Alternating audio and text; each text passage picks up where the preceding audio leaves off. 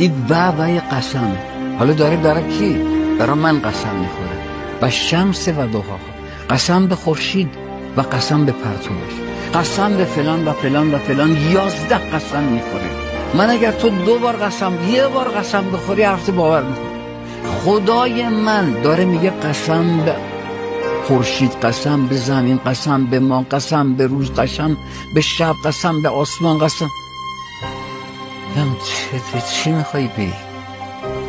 میگه قد افلح من زکاها، خوشبخت کسیه که به خودش پرداخت، پیله نکرد تو زندگی مردم.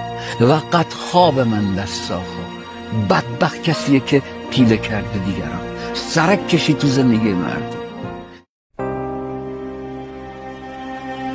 این وعده قسم. حالا داره کی؟ برای من قسم میخوره. و شمس و ضحاها، قسم به خورشید و قسم به پرتوش، قسم به فلان و فلان و فلان، 11 قسم میخوره. من اگر تو 2 بار قسم، 1 بار قسم بخوری حرف باور میکنی. خدای من داره میگه قسم به خورشید، قسم به زمین، قسم به ما، قسم به روز، قسم به شب، قسم به آسمان، قسم. چی میخوای بی؟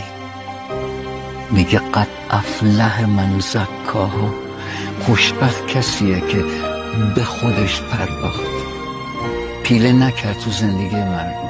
و قد خواب من دستاها، بدبخت کسیه که پیله کرده دیگران، سرک کشی تو زندگی مردم.